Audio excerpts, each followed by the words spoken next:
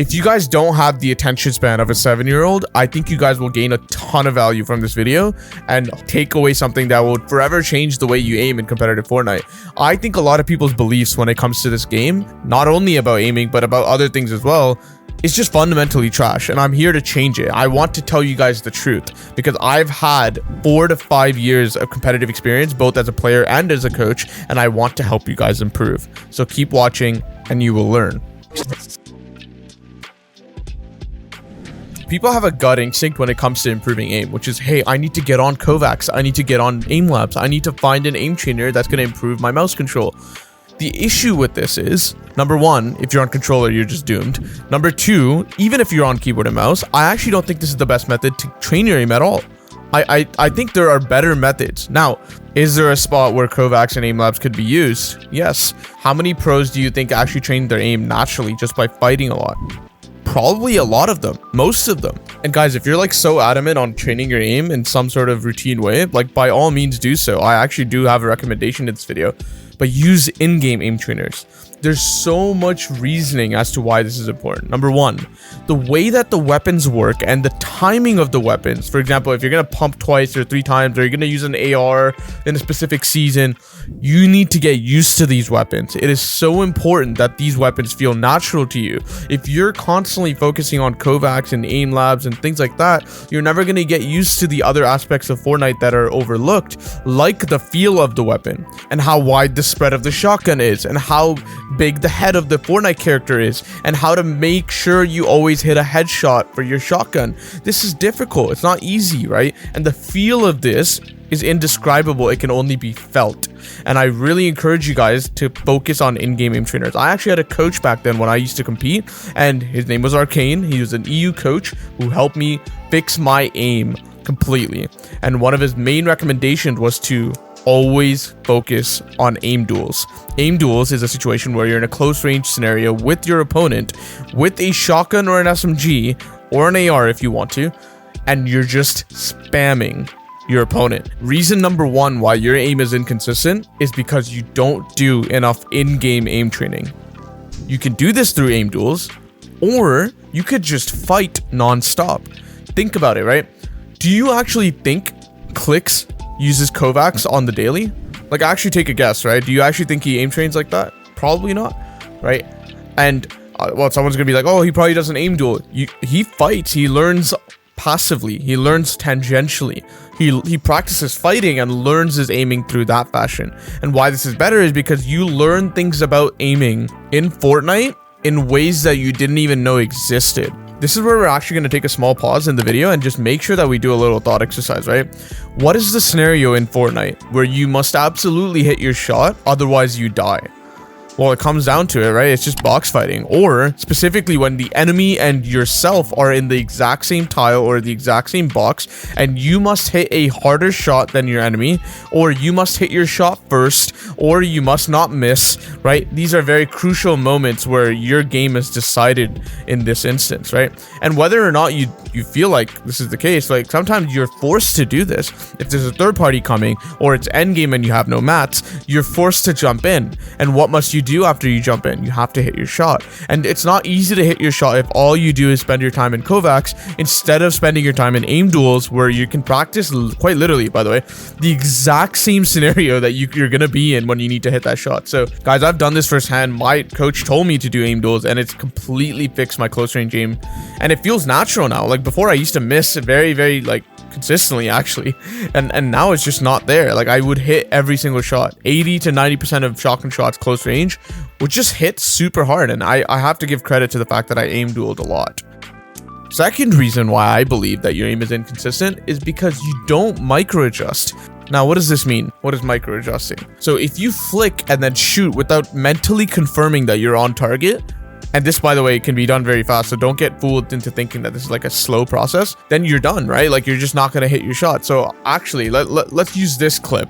This is Dopai, a Valorant coach who explains micro adjusting in a very clear and concise way, and you can actually see examples of micro adjusting in both aim trainers like Kovacs or micro adjusting in game. So let's take a look at both examples. Notice how I have the initial flick, oh, and then micro adjust. Initial flick, micro adjust. And the goal isn't actually to get your initial flick on the target. You're just flicking really fast to get close to the target and then micro adjust once you are there, right? So you see, it's not a quote unquote perfect flick.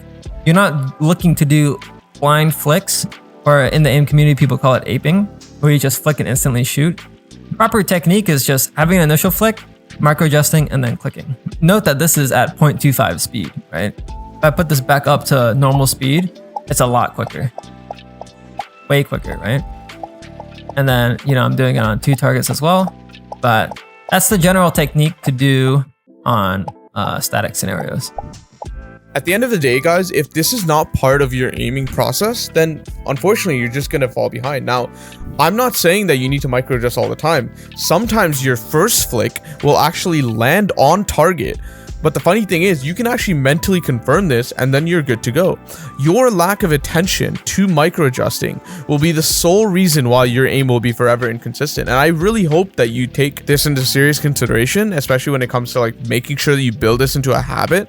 This will require a lot of conscious and thoughtful practice in order to build into a strong habit that you can now subconsciously use to completely delete your opponents in close range combat. So honestly, guys, really, really important. You might be wondering how like the pros can consistently hit their shot. It's because they're mentally confirming that they're on target.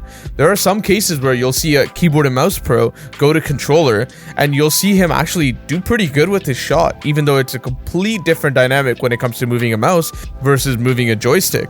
But the mental frame, the mental thought process is the same. The psychological aspect of making sure that you confirm and then shooting is really reassuring, actually. And that's why they're confident.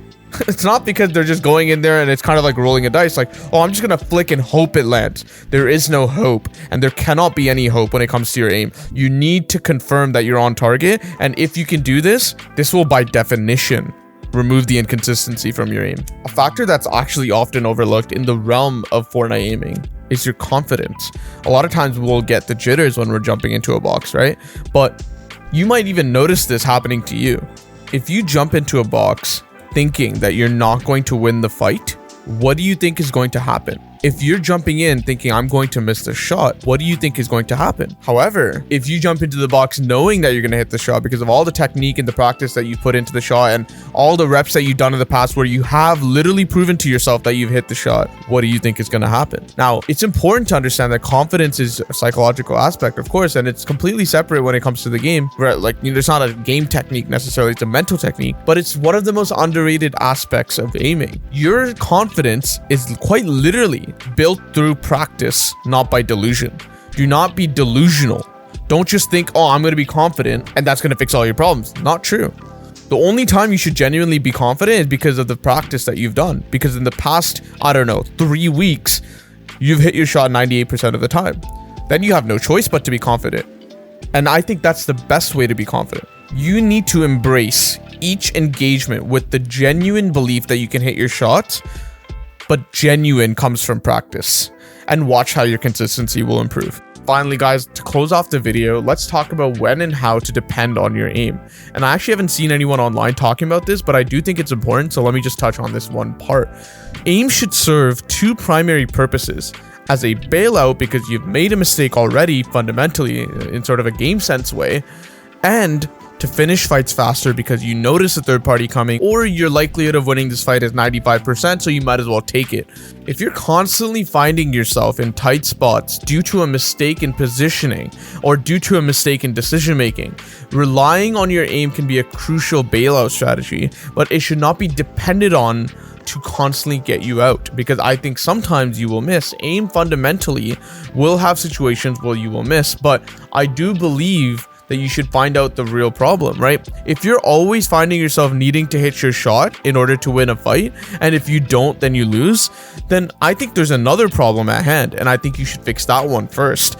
Your aim is a tool. You should lean on it, not depend on it. And I think that's something that a lot of players get wrong. And I think that's where sometimes a lot of players will get themselves into sticky situations because their aim is too much a factor in their gameplay. Your good aim should not be some encouragement to get yourself into bad positioning or bad spots in a fight. There you have it, guys. These are the real reasons behind your inconsistent aim in Fortnite. And I will add one small bonus tip, which is make sure your sleep and diet is also normal, because sometimes, this is true with all performance by the way, that could be a leading factor behind why you're inconsistent in your performance.